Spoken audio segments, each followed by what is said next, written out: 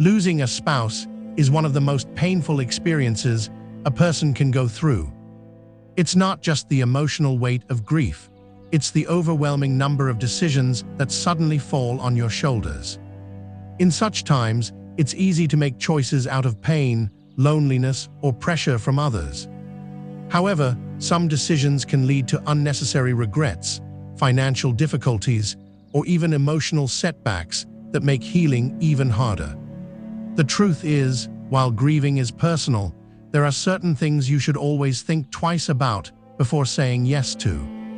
In this video, we'll discuss 5 things you should say no to after losing a spouse, mistakes that many people unknowingly make, only to realize later that they weren't truly ready. These are the pitfalls that can make an already difficult time even more complicated. By knowing them in advance, you can protect your emotional, financial, and physical well-being. Stay with me until the end, because these insights aren't just about avoiding mistakes. They're about ensuring that you navigate this chapter of your life with clarity, dignity, and the support you deserve. Now, let's get started. Number 1. Making big financial decisions too soon. One of the most common mistakes people make after losing a spouse is rushing into major financial decisions. It's understandable that suddenly you're faced with bank accounts, insurance policies, investments, and possibly even the question of whether to keep or sell your home. In the midst of grief, it can feel like taking immediate action will provide stability or a sense of control. However, the reality is that grief clouds judgment, and making irreversible financial choices too soon can lead to regrets down the road. When emotions are running high, decisions that seem logical in the moment might not be the best for the long term. Many widows and widowers feel pressured by well-meaning friends, financial advisors, or even their own sense of urgency to sell their house, move to a new location, or make large investments. After losing a spouse or undergoing emotional adjustment, the most prudent decision you can make is to pause and give yourself time to process your loss before making any significant financial choices that could impact your life. Consider the case of Margaret, a 74-year-old woman who, after losing her husband, was advised by multiple people to downsize her home immediately. The idea seemed appealing: less space to maintain, lower expenses, and a fresh start. Within a few months, she sold their 40-year-old home and moved into a smaller apartment in a different town. However, once the shock of loss settled, she realized she had made a decision out of panic.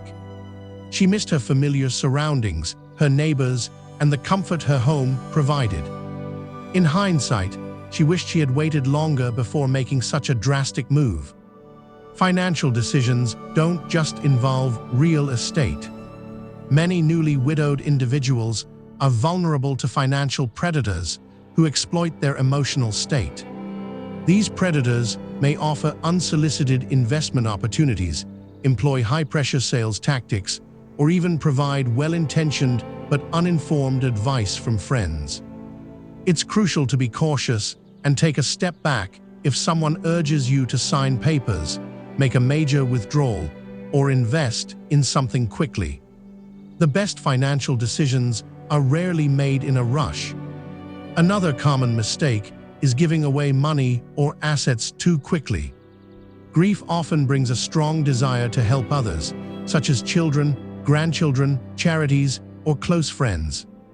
While generosity is wonderful, making large financial gifts or dividing assets prematurely can leave you vulnerable in the long run.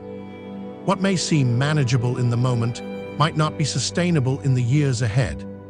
Before making any major financial moves, it's best to consult with a trusted professional who understands your long-term needs and can help you plan wisely. The first year after losing a spouse should be about stabilization, not drastic financial changes. Experts often recommend the 1-year rule, suggesting waiting at least a year before making any irreversible financial decisions. This allows time for the initial emotional shock to subside and for you to think clearly about what truly best suits your future. Losing a spouse is already a profoundly challenging transition. The last thing you need is added stress from financial missteps that could have been avoided. Take your time, seek trusted guidance, and remember there's no rush. The best decisions are made with clarity, not grief. Another important aspect to consider is isolating yourself from friends and family. After losing a spouse, it's natural to crave solitude. Grief is deeply personal, and sometimes solitude feels like the only way to process the pain.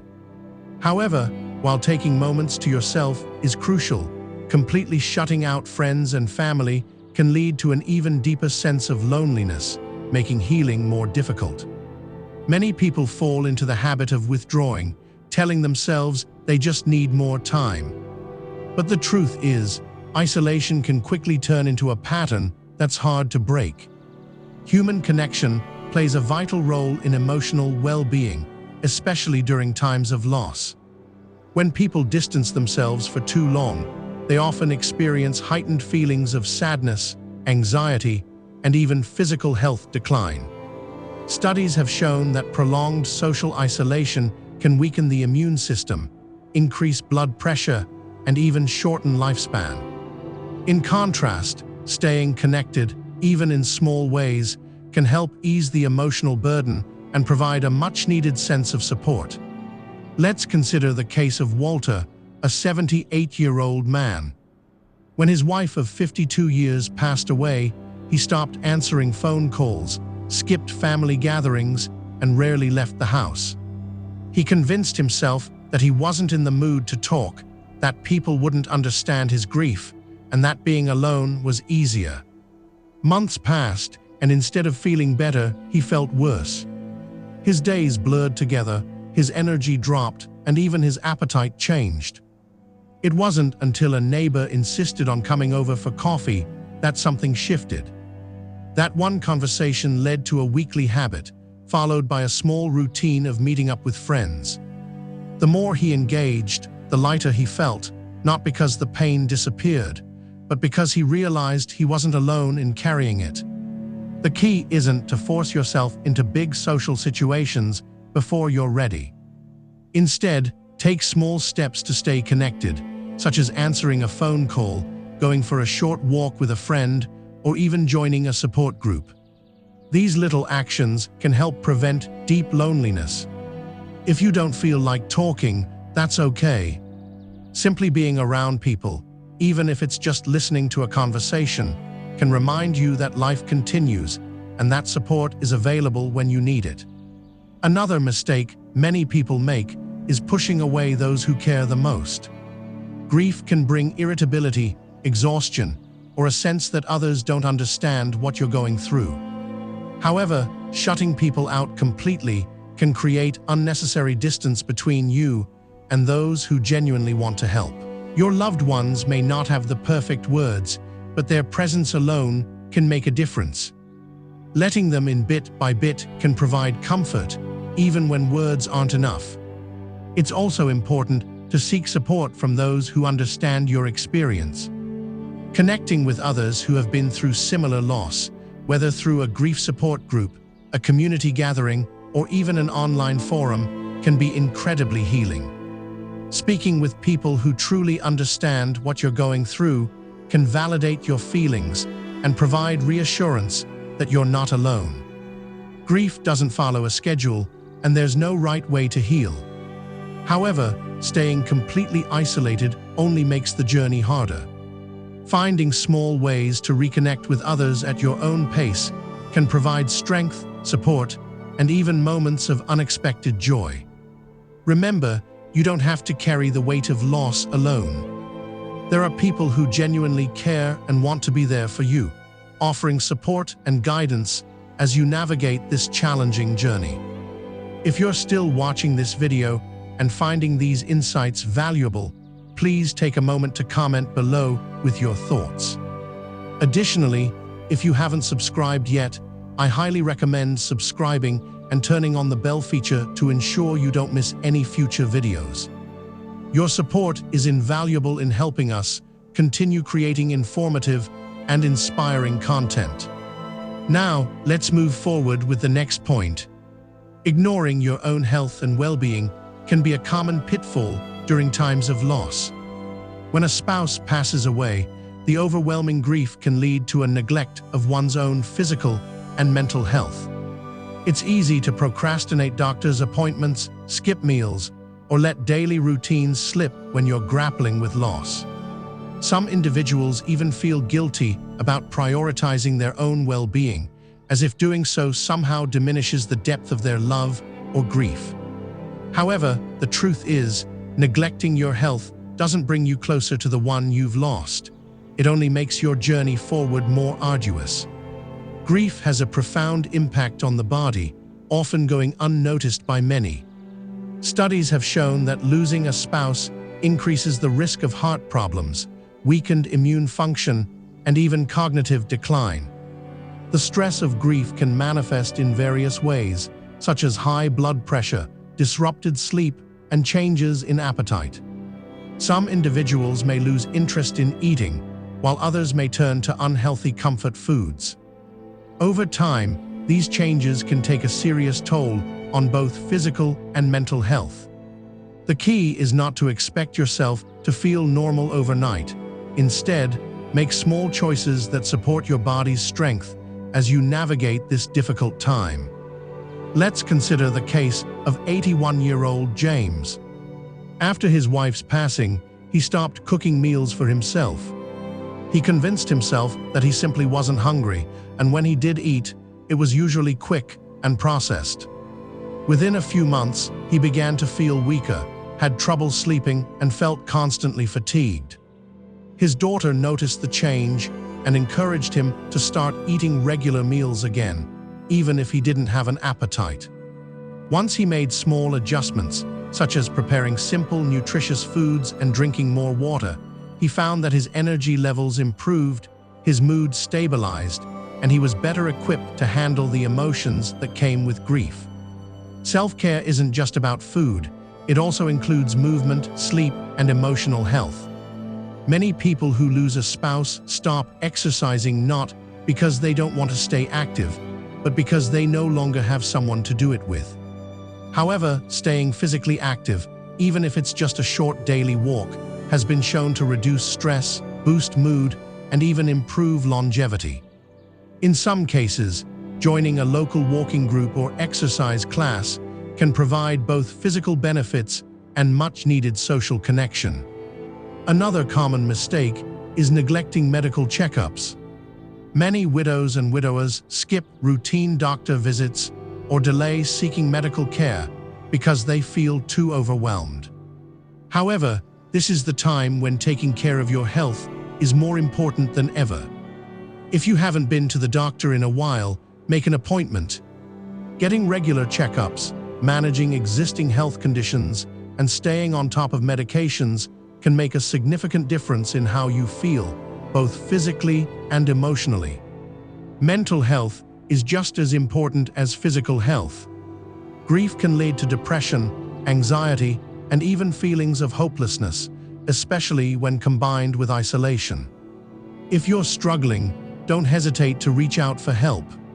Speaking with a counselor, joining a grief support group, or even just opening up to a trusted friend can provide relief and reassurance.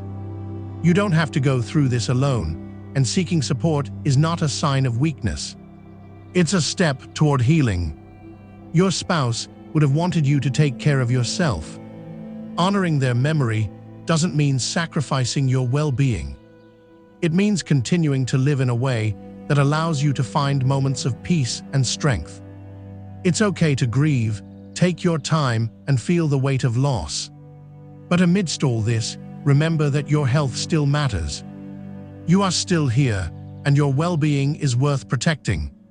Rushing into a new relationship can be a mistake. Losing a spouse leaves an emotional void that can feel impossible to fill. For many, the loneliness that follows is one of the hardest parts of grief, and the idea of finding companionship again may seem like the only way to cope. While there is nothing wrong with wanting connection, one of the most common mistakes widows and widowers make is rushing into a new relationship before they have fully processed their grief. The emotions of loss can create a deep need for comfort, but making major romantic decisions too soon can lead to more heartache, confusion, and regrets. Grief doesn't follow a timeline, and everyone heals at their own pace. Some people take years before even considering dating again, while others feel ready sooner. But when emotions are raw, the risk of entering a relationship for the wrong reasons is high. Many people unknowingly look for a partner not because they are truly ready, but because they are seeking to replace what was lost, avoid loneliness, or escape the pain. These relationships often begin with strong emotions, but lack the stability needed for long-term success. Take the case of 72-year-old Barbara. Just months after losing her husband of nearly 50 years, she met someone through a friend and quickly entered a relationship. At first, it felt like the companionship she desperately needed, someone to talk to, share meals with, and distract her from the overwhelming loneliness. But as time went on, she started to realize that she wasn't truly ready. The relationship moved faster than she expected, and soon she felt trapped in something that didn't feel right. Eventually, she had to step back and take time for herself. In hindsight, she wished she had given herself more time before making such a significant decision. A new relationship should be built on genuine connection, not just emotional relief. When someone has spent decades with a spouse, the habits, routines, and shared memories are deeply ingrained. Jumping into a relationship before processing that loss can lead to unfair comparisons, unrealistic expectations, and feelings of guilt. Some widows and widowers even find themselves struggling with conflicting emotions, wanting to move forward, but feeling as if they are betraying the person they lost. These are natural feelings, but they need to be acknowledged and worked through before entering into something new. Another concern is being vulnerable to those with bad intentions. Unfortunately, there are people who take advantage of those who are grieving, offering emotional support only to manipulate or exploit them financially. Scammers and even well-meaning but opportunistic individuals often seek out widowed seniors, knowing they may be emotionally fragile and in need of companionship. This is why it's essential to trust your instincts and take your time. If someone is pressuring you to commit quickly, make financial decisions, or distance yourself from friends and family, those are red flags that shouldn't be ignored. This doesn't mean avoiding love or companionship forever. Many widows and widowers do find meaningful relationships later in life, but the healthiest and most fulfilling ones happen when both individuals are truly ready, when the decision is made from a place of healing, not desperation. Time and reflection are key. Taking the time to process grief, rediscover personal identity, and find peace in being alone before seeking a new partner makes a world of difference. If you do choose to date again, go at your own pace. Take time to understand what you truly want in a relationship and make sure you're entering it for the right reasons. Talk to trusted friends or family members about your feelings, but don't feel pressured by anyone's opinions, whether they think it's too soon or that you shouldn't be alone. Remember, the decision is yours and yours alone. Grief and healing are deeply personal journeys, and there's no rush, deadline, or rulebook. Prioritize self-care so that if and when you're ready for a new relationship, it's built on a strong foundation of peace and companionship. If you're still watching this video and finding these insights valuable, please comment number 4 below to let me know. If you haven't subscribed yet, I recommend subscribing and turning on the bell to avoid missing any videos. Your support helps us create valuable content to inform and inspire you. Now, let's move forward. Number 5. Holding on to every possession without letting go. After losing a spouse, deciding what to do with their belongings can be incredibly difficult. Every item holds memories, and the thought of letting go can feel like losing them all over again. Many widows and widowers struggle with this, keeping every piece of clothing, personal belonging, and small item exactly as it was, afraid that moving or changing anything means erasing the life they shared. While it's understandable to hold on, keeping everything indefinitely can sometimes make grief even heavier, preventing emotional healing and the ability to move forward. Holding on to some sentimental items is completely natural. There's no rule that says you have to get rid of everything. However, keeping an entire home untouched for years, leaving their closet exactly as it was, or avoiding making any changes can turn a house into a shrine of grief rather than a place of comfort. Over time, instead of bringing peace, it can serve as a daily reminder of what has been lost, making it harder to adjust to a new chapter of life. Let's consider the case of 76-year-old Harold. After his wife of 55 years passed away, he left everything exactly as she had left it. Her shoes were by the door, her clothes were in the closet, and her favorite chair remained untouched. Initially, it felt like a way to keep her close, but as the months passed, he realized that walking past her untouched belongings every day was preventing him from moving forward emotionally. He wasn't ready to get rid of everything, but when he gradually began donating some items, keeping only a few meaningful ones, he felt a sense of relief. It wasn't about forgetting, it was about making room for healing.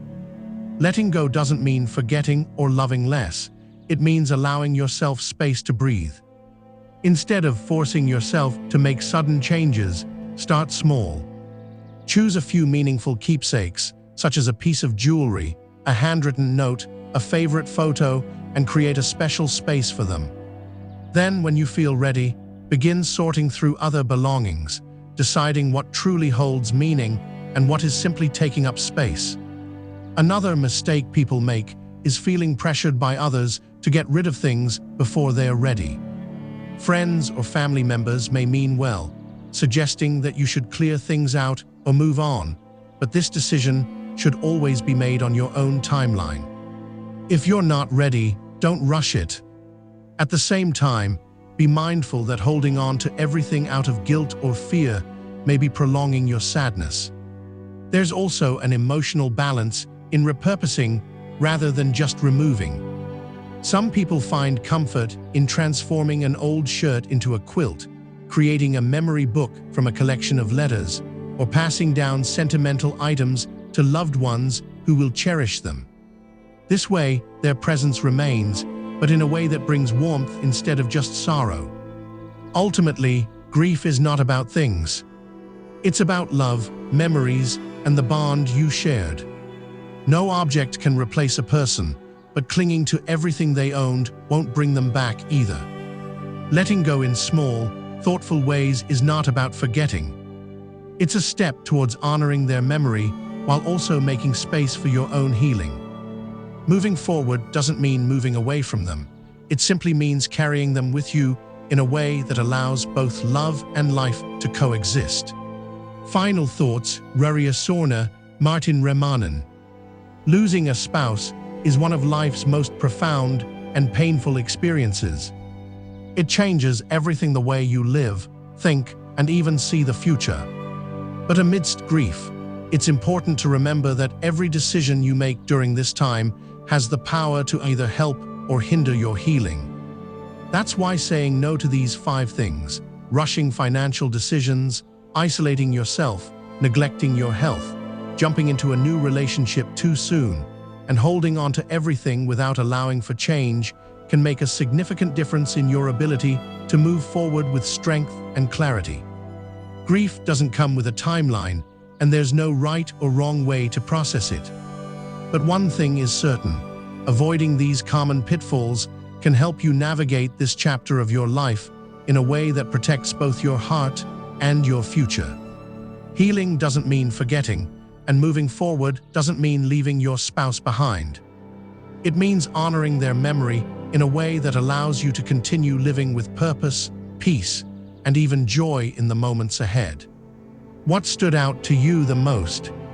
Which of these insights do you feel is the most important for your own journey?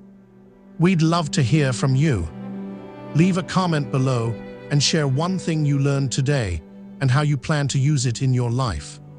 Your thoughts are important to us, so don't hesitate to share them. Reading your comments gives us great motivation and encouragement. If you enjoyed this video and found it helpful, please like, subscribe, and share.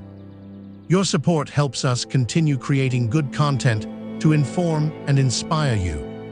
Thanks for watching, and we look forward to seeing you in the next video.